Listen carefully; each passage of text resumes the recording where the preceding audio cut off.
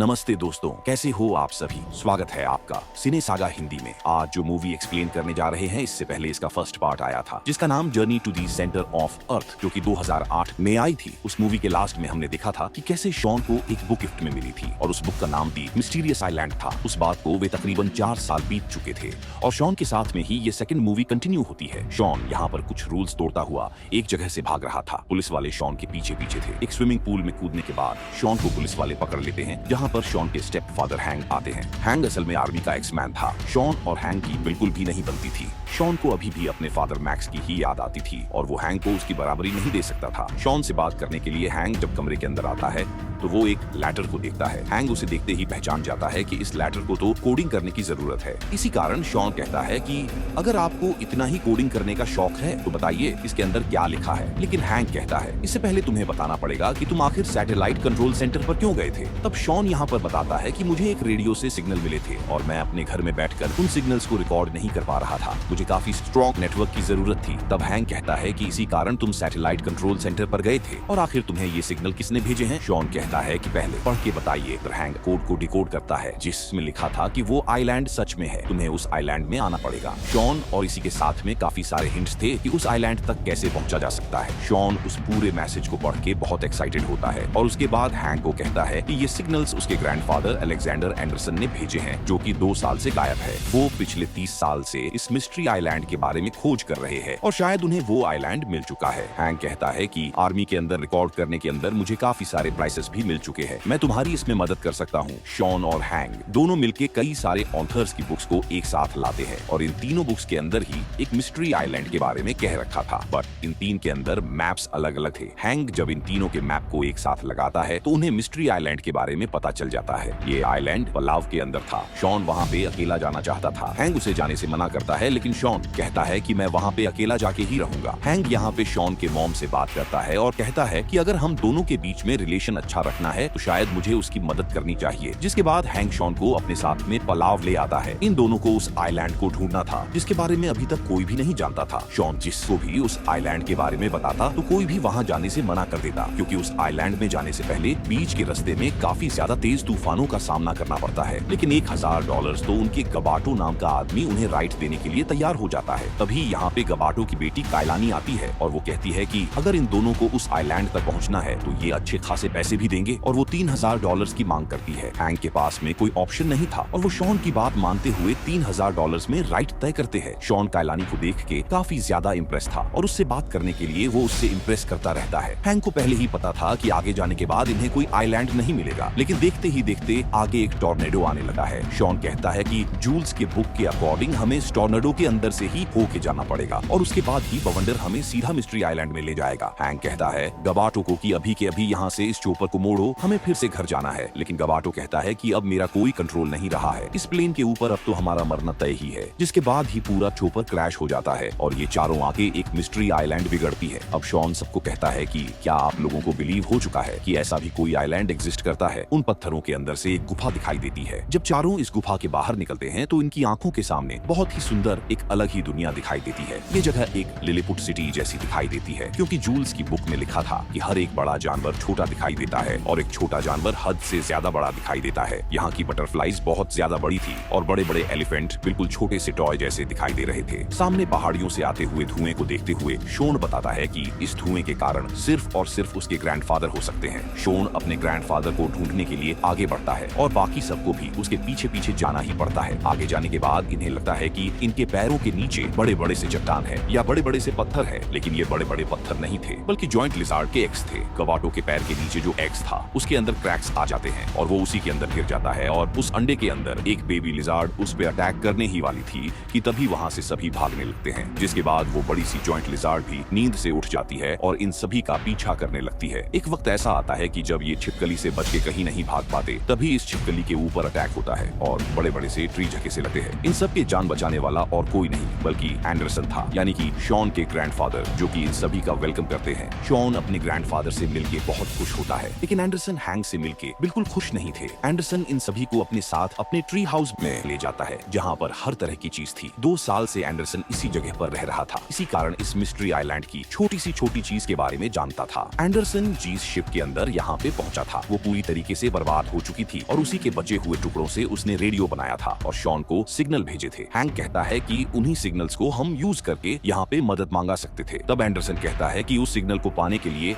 हमें 2 हफ्तों का इंतजार करना पड़ेगा, तब जाके एक स्ट्रांग सिग्नल आएगा, तब तक हम इसी जगह पर रह सकते हैं और पहले हम सभी कल एक नई सेंचुरी को देखने के लिए जाएंगे।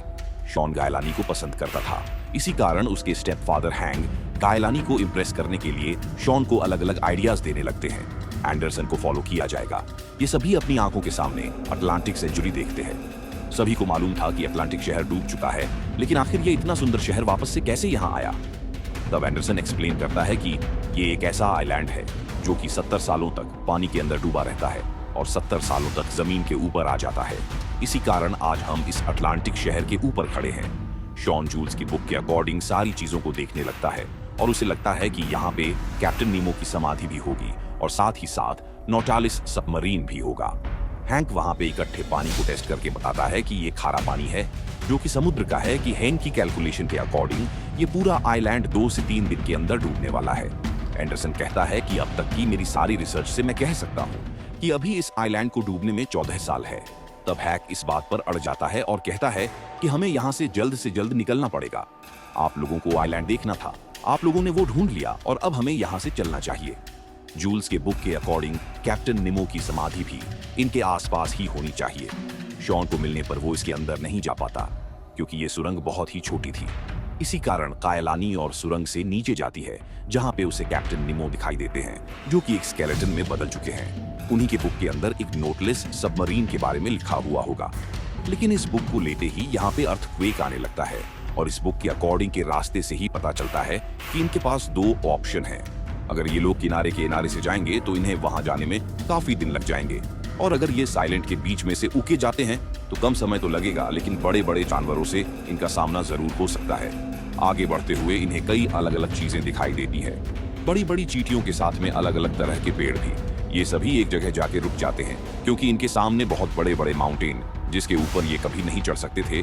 तभी एंडरसन एक मधुमक्खी से लिफ्ट लेता है और उसी के ऊपर बैठ के उड़ने लगता है। हैंग ये काम कभी नहीं करने वाला था। उसे बहुत डर लगता है कि आखिर वो मधुमक्खियों के ऊपर कैसे बैठ सकता है। कभी वहां पे शॉन कायलानी के साथ एक और मधुमक्खी के ऊपर उड़ जाता है। अब हैंग के पास कोई ऑप्शन नहीं होता, जिसके बाद वो कबर्टो के साथ में एक मगध मधुमक्खी पर बैठ जाता है। ये मधुमक्खियां उड़ के इन्हें बहुत बड़े ग्राउंड से होते हुए आंखें तक भी ले जाती हैं। तभी इनके ऊपर एक बहुत बड़ी चिड़िया आती है और चिड़िया इन मधुमक्खियों को ही खाती थी। इसी कारण ये सारे के सारे फॉरेस्ट के अंदर चले जाते हैं, लेकिन चिड़िया ने इन मधुमक्खियों का पीछा नहीं छोड़ा था। हैंक यहाँ पे एक गेम खेलता है। वो शॉन को कहता है कि तुम दूसरी तरफ से आ। एक तरफ से हैंग अपनी मधुमक्खी पर बैठकर आता है, वहीं दूसरी तरफ से शोन आता है। ये दोनों अपनी मधुमक्खियों को ऊपर कर लेते हैं और पास आते हुए चिड़िया एक दूसरे से टकरा जाती है, लेकिन शोन के साथ कायलानी जो बैठी थी ऊपर ऊंचाई पे जाने के बाद वो नीचे गिर जाती है। शोन फटाफट से नीचे जाके कायलानी को बचा तो लेता है, लेकिन खुद आगे जाके गिर जाता है, जिसके कारण शोन के पैर फ्रैक्चर हो जाता है और इन्हें रात में यही रुकना पड़ता है।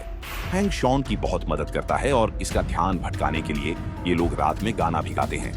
वहीं दूसरी तरफ को लगता है कि कायलानी का फ्यूचर उसके साथ नहीं है, बल्कि उसे बड़े शहर में जाना चाहिए, अच्छे कॉलेज में स्टडीज करनी चाहिए। तो कायलानी कहती है कि हम लोगों के पास में इतने पैसे नहीं हैं और शॉन तो जल्द ही इस शहर में चला जाएगा, तो इससे अच्छा होगा कि मैं उससे कम बात करूं और हम दोनों एक साथ में बहुत खुश हैं। गप्टू कहता है कि मैं तुम्हें एक दिन बहुत बड़े कॉलेज में पढ़ाऊंगा, ये मेरा तुमसे प्रॉमिस है। पैसे इकट्ठे करने के चक्कर में गप्टू रात में ही उठ के वहां से चला जाता है, क्योंकि इस मिस्ट्री आइलैंड में एक ऐसा वोल्केनो था जिसका पूरा माउंटेन गोल्ड से बना हुआ था। उसमें से निकलने वाला लावा गोल्ड था। अगली सुबह जब हैंग उठता है तो उसे हर जगह पानी पानी मिलता है। तब वो सभी को बताता है कि ये आइलैंड 2-3 दिन में नहीं बल्कि 2-3 घंटों में डूबने वाला है और हमें यहाँ से जल्दी निकलना पड़ेगा। गायलानी अपने फादर को ढूंढती है और इन सबको पता चलता है कि जब गप्टू सोना लेने के लिए गया है, गायलानी आगे जाने के बजाय अपने फादर को ढूंढने के शॉन कहता है कि मैं भी तुम्हारे साथ जाऊंगा, लेकिन उसका पैर फ्रैक्चर था। इसी कारण एंडरसन कहता है कि कायलानी के साथ मैं जाऊंगा। शॉन और हैंग जाएंगे नोटलेस को ढूंढने के लिए। यहाँ पे गवेटो को सोने का एक स्टोन मिलता है, लेकिन असल के अंदर ये एक बहुत बड़ा पत्थर होता है। शॉन और हैंक जिस जगह पर पहुंचते हैं उसी जगह पर नोटलेस सबमरीन को होना चाहिए था, लेकिन पानी कंपनी का लेवल इतना ज्यादा बढ़ गया है कि वो सबमरीन अंदर तक डूब चुकी है। कैलानी अपने फादर को ढूंढ चुकी थी और उन्हें कहती है कि मुझे आपके साथ रहना है, मैं आपके साथ ज्यादा खुश हूँ, न कि अगर आप मुझे शहर भेज देंगे तो इस चीज में खुश हूँ। आप हमारे साथ वापस चलिए। इधर शॉन और हैंक को पानी के अंदर कूदना था और अंदर जाने के बाद सबमरीन को स्टार्ट करना था। इन्हें अंदर जाने के बाद सबमरीन तो दिखाई दे देती है, लेकिन ये उसका दरवाजा नहीं खोल पाते। यहीं पे कायलानी एंडरसन और गबैटो भी अपना रास्ता भूल जाते हैं। शो और हैंक पानी के अंदर काफी देर से थी और इनकी ऑक्सीजन भी खत्म होती जा रही थी। तभी यहाँ पे एक बहुत बड़ी ईल फिश आती है जो कि अपनी इलेक्ट्रिसिटी से उनके ऊपर अटैक करने वाली थी। तभी इस सबमरीन का दरवाजा खुलता है और ये अंदर चले जाते हैं। शॉन एक बटन प्रेस करके इसके पूरे पानी को खाली करता है। अंदर जाने के बाद ये पूरा सिस्टम ऑन करने की कोशिश भी करते हैं। वहीं दूसरी तरफ रास्ता भटकने पर एंडरसन कहता है कि मकड़ियां जहां ढाला बनाती है उस डायरेक्शन से हमें अपोजिट जाना है। तभी इनके ऊपर एक बड़ी सी स्पाइडर थी और ये अपना डायरेक्शन बदल देते हैं। हैंक यहाँ पर सिस्टम को ऑन करने की कोशिश करता है, लेकिन पिछले 114 ईयर्स से बंद होने के कारण इंजन बंद पड़ गया था। उसे एक बड़े से स्पार्कल की जरूरत थी और ये बड़ा सा 1000 वॉट का झटका इन्हें ये फिश दे सकती थी। ये मिस्ट्री आइलैंड जल्द ही डूबने वाला था। इसी कारण तेज बारिश स्टार्ट हो जाती है और किनारे पे आने के बाद भी इन्हें सबमरीन नहीं दिखाई देती है। यहाँ पे शॉन अंदर था और वो फिश को ढूंढ रहा था। वहीं पे हैंक एक बड़ा सा एरो लेके खड़ा था, साथ ही साथ उसमें वायर अटैच्ड था ताकि वो फिश के ऊपर अटैक करके उससे निकलने वाले इलेक्ट्रिसिटी से हजारों वॉट आने से ये पूरा सबमरीन स्टार्ट हो जाएगा। जैसे ही वो ईल फिश आती है तभी हैंक अपना एरो फेंकता है और उस 1000 वॉट की इलेक्ट्रिसिटी से ये सबमरीन स्टार्ट हो जाता है। यहाँ गबैटो का एलानी एंडरसन जीज माउंटेन के ऊपर खड़े थे। वो भी अब पूरी तरह से टूट चुका था और ये उनका आखिरी वक्त था। आगे से आने वाला पत्थर इनके ऊपर गिरता इससे पहले ये खुद ही कूद जाते हैं, लेकिन पानी में गिरकर डूबने से पहले जॉन और हैंक इन लोगों की जान बचा लेते हैं। ये तीनों सबमरीन के अंदर पहुंच चुके थे, लेकिन इनके सामने अभी भी बहुत सारी मुसीबतें थीं, क्योंकि ये आइलैंड डूबने के कारण बड़ी बड़ी चट्टानें भी इनके सामने आ रही थीं और अगर सबमरीन से टकरा गई तो ये सारे के सारे डूब के यहीं पे मर जाएंगे। हैंक अब इस सबमरीन को चलाने का काम गबैटो को देता है और खुद जाके एक बड़ी सी मिसाइल को लॉन्च करता है। वो मिसाइल लॉन्च होने के बाद एक बड़ी सी चट्टान से टकरा जाती है और उसके टुकड़े होने के बाद ये नॉर्थ एलिस आराम से यहाँ से निकल जाती है। से बहुत इम्प्रेस थी क्योंकि उसके फ्रैक्चर होने की बाद में भी उसने इन सभी की जान बचाई थी और शॉन और हैंक का भी रिलेशन बहुत अच्छा हो चुका था। जिसके बाद सेम 6 महीने बाद शिफ्ट होता है।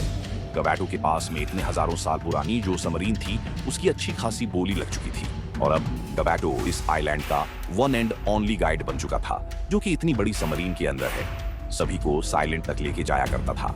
इससे मिलने वाले पैसों से कायलानी भी अब शॉन की सिटी में पहुंच चुकी थी और अच्छे कॉलेज में पढ़ने लगी थी। इस दिन शॉन का बर्थडे था। कायलानी तो साथ थी ही थी, उसके ग्रैंडफादर एंडरसन को शॉन से मिलने के लिए आए थे। इस बार एंडरसन को बर्थडे पे एक और न्यू बुक देता है जिसका नाम था जर्नी अर्थ में टू दी मून, यानी कि एंडरसन फैमिली अभी भी अपने ट्रिप्स को कंटिन्यू रखना चाहती है। और इसी के साथ गाइस ये शानदार मूवी यहीं पे खत्म होती है। तो आप सभी लोगों को ये मिस्ट्री आइलैंड मूवी कैसी लगी मुझे जरूर बताएगा। तो चलिए फिर मिलते हैं आप सभी लोगों से अगली मूवी में, तब तक के लिए टाटा। धन्यवाद दोस्तों। अगर आपको वीडियो पसंद आया हो तो लाइक करना न भूलें, अपनी राय हमें कमेंट्स में जरूर बताएं और चैनल को सब्सक्राइब करें। हमारे और भी शानदार वीडियो देखने के लिए चैनल को सब्सक्राइब करें और बेल आइकॉन पर क्लिक करें ताकि आपको हमारे हर नए वीडियो की अपडेट मिलती रहे। हम जल्द ही एक और मजेदार वीडियो के साथ मिलेंगे। तब तक के लिए मूवीज का मजा लें, सुरक्षित रहें और सिनी सागा हिंदी के साथ जुड़े रहें।